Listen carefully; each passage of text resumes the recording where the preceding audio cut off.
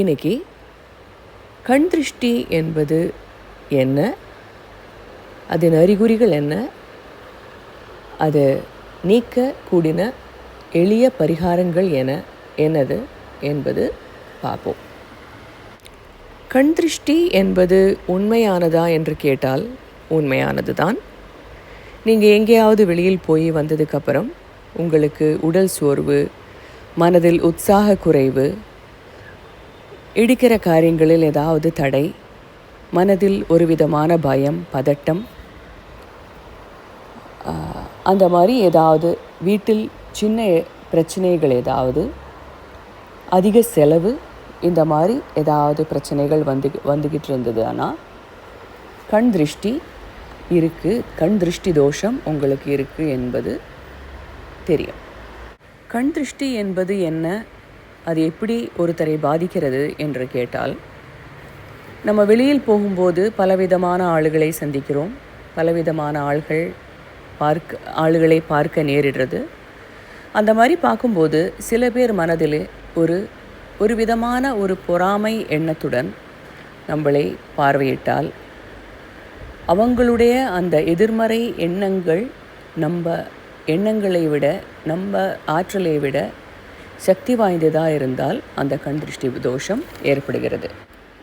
உங்களின் ஆரா சக்தி வாய்ந்ததாக இருந்தால், ஆரா என்றால் ஒரு நபர் வெளியிடுகிற ஒரு கதிர்வீச்சுகள் மற்றும் அதிர்வுகள் என்று சொல்லலாம். மனிதர்களுக்கும் மிருகங்களுக்கும் விலங்குகளுக்கும் இலை செடி கொடிகளுக்கும் சுவாசிக்கும் இல்லையெனில் வளரக்கூடிய எல்லா விதமான உயிரினங்களுக்கும் ஒரு ஒளி இல்லை கதிர்வீச்சு இருக்கிறது. உங்கள் ஆராவை சக்திப்படுத்தி வைத்து விட்டீர்கள் என்றால் இந்த விதமான நெகட்டிவான திருஷ்டி தோஷம் என்பது ஏற்படாது. முதல்லே அதையும் மீறி ஏற்பட்டு விட்டால் என்ன செய்வது என்றது படிப்படியாக பார்ப்போம். முதலாக நம்ம மனதை ரொம்ப உறுதிப்படுத்தி கொள்ள வேண்டிய ஒரு கட்டாயம் இருக்கிறது. எந்த விதமான எதிர்மறை ஆற்றல்களும் நம்மளை பாதிக்காமல் இருக்கணும் என்றால் நம்ம மனது ரொம்ப ஆரோக்கியமாகவும் சக்தி வாய்ந்ததாகவும் வைத்திருக்க வேண்டும். அப்படி வைத்திருக்க நம்மளை விட சக்தி வாய்ந்த ஒரு பிரபஞ்சத்திடம் நாம் நம்பிக்கை வச்சுக்க வேண்டும். அந்த இடம்தான் கோயில் இல்லை, பள்ளி இல்லை, ஒவ்வொருத்தர் வழிபடும் தலம் எதுவோ அது. ஆராவை பலப்படுத்த நிறைய கோவில் போவது, அங்கே இருக்கக்கூடிய ஆற்றலில் கொஞ்சம் உங்களுக்கு கிடைத்துவிடும் என்பது உண்மை. ஒரு கவசம் போல அது உங்களை காக்கும். ஒவ்வொரு கடவுளுக்கும் ஒவ்வொரு கவச ஸ்தோத்திரம் இருக்கின்றன. உங்கள் இஷ்ட தெய்வம் யார் என்று முதல்ல தெரிந்துவிட்டு அதற்கு பின் அந்த இஷ்ட தெய்வத்தின் கவசத்தை தினமும் படித்து வந்தால் எந்த விதமான ஒரு நெகட்டிவ் எனர்ஜியும் உங்களை பாதிக்காது. நீங்கள் தியானம் பண்ணுபவர்கள் என்றால் பக்கத்தில் உள்ள கோவிலில் போய் விசேஷமாக பைரவர் சந்நிதி, துர்கை சந்நிதி, அம்மன் சந்நிதி, அனுமன் சந்நிதி, இந்த கடவுள்களெல்லாம் இந்த மாதிரி எதிர்மறை சக்திகளை தாக்கக்கூடிய பிரபஞ்ச சக்திகள். இவர் சந்நிதிக்கு முன் உட்கார்ந்து ஒரு 5 நிமிடம் மனது சாந்தப்படுத்தி தியானம் பண்ணுவது ரொம்ப சிறப்பு. இல்லை, இதெல்லாம் முடியாது, வீட்டிலேயே எளிதான ஒரு பரிகாரம் வேண்டும் என்று கேட்டால், வீட்டில் கல்லுப்பு இருக்குது இல்லையா, அந்த கல்லுப்பை ஒரு கைப்பிடி அளவு எடுத்து வீடு துடைக்கும் தண்ணீரில் கலந்து வீட்டை முழுகுவது ரொம்ப சிறப்பு.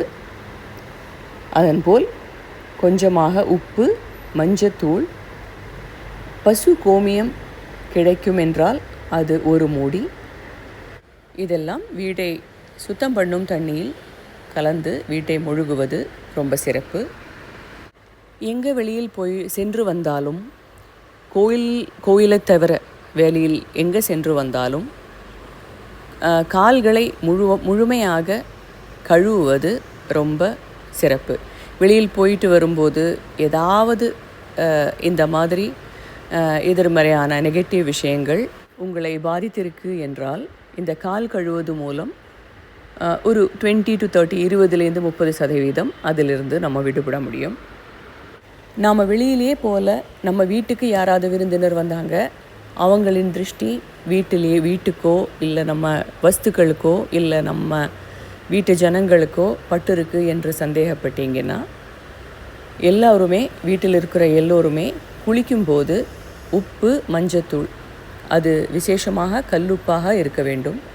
அந்த கல்லுப்பையும் மஞ்சத்தூளையும் ஒன்றாக பொடி பண்ணி வைத்து 1 ஸ்பூன் அந்த குளிக்கும் தண்ணி ஒரு பக்கெட்டில் கலந்து அந்த உப்பு தண்ணியில் நீராட வேண்டும். உப்புக்கும் மஞ்சளுக்கும் நெகட்டிவ் தன்மையை போக்கக்கூடின ஒரு அபாரமான சக்தி இருக்குது. அது வெளிப்படையாக இருக்கிற ஏதாவது பாக்டீரியல் இல்லை நோய் கிருமி அதுவின் தாக்கமாக இருந்தாலும், இல்லை சூக்ஷ்மமான ஏதாவது சக்திகளின் தாக்கமாக இருந்தாலும், உப்பும் மஞ்சத்தூளும் அதுக்கு சிறந்த மருந்தாக செயல்படுகிறது.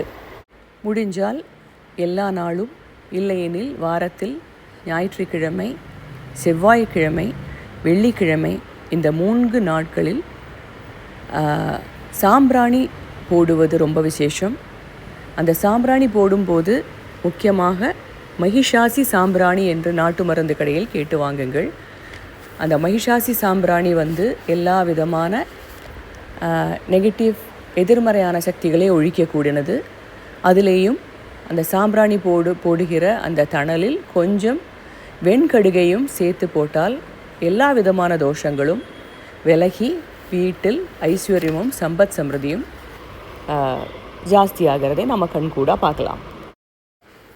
சாம்பிராணி போட முடியவில்லை, உங்களுக்கு புகை ஏதாவது அலர்ஜி அந்த மாதிரி என்றால் நீங்கள் கற்பூர ஆரத்தி கூட காமிக்கலாம். முதல்ல பூஜா ரூமில் காமித்த பிறகு எல்லா ரூமில் உள்ள கதவுகளின் முன்னாடி 3 தடவை சுற்றி, அதற்கு பின் வீட்டு வாசலையும் 3 தடவை கற்பூர ஆரத்தி காமிக்க வேண்டும். அக்னிக்கு எல்லா விதமான தோஷங்களையும் நீக்கக்கூடிய சக்தி இருக்கிறதுனால் அக்னி ரொம்ப விசேஷமானது. இந்த மாதிரி அடிக்கடி கண் திருஷ்டி ஏற்படக்கூடிய நபர்கள் விடாமல் அமாவாசை, பௌர்ணமி நாட்களில் மதியம் 12லேருந்து 1 மணிக்குள் வீட்டில் இருக்கிற எல்லோரையும் தேங்காய் மேல் ஒரு கற்பூரம் வைத்து 3 தடவை சுற்றி முச்சந்தியில் கொண்டு போய் உடைக்க வேண்டும். இல்லையெனில் எலுமிச்சம்பழத்தின் மேல் ஒரு கற்பூரத்தை வைத்து அதை 3 தடவை வீட்டில் இருக்கிற நபர்களை சுற்றி அதையும் முச்சந்தியில் எறிய வேண்டும், தூக்கி வீச வேண்டும். வீட்டில் இருக்கிற குப்பை தொட்டியிலோ இல்லை வீட்டிற்குள் இருக்கிற செடியின் கீழிலோ போடக்கூடாது. இது வீட்டில் வெளியில்தான் எறிய வேண்டும் என்பது மனதில் வைத்து கொள்ளுங்கள்.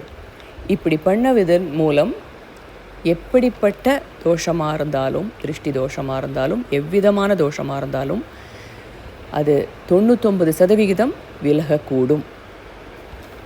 சரி, இப்போ நம்ம பரிகாரங்களை பார்த்துவிட்டோம். இப்போதைக்கு இந்த திருஷ்டி தோஷம் வராமல் இருக்க என்ன பண்ண வேண்டும் என்று கேட்டால், நம்ம முதலில் ஒரு கண்ணாடி டம்ளரில் உப்பை நிரப்பி வீட்டில் ஏதாவது ஒரு மூலையில், நம்ம வரவேற்கும் அறையில் ஏதோ ஒரு மூலையில் வைக்க வேண்டும்.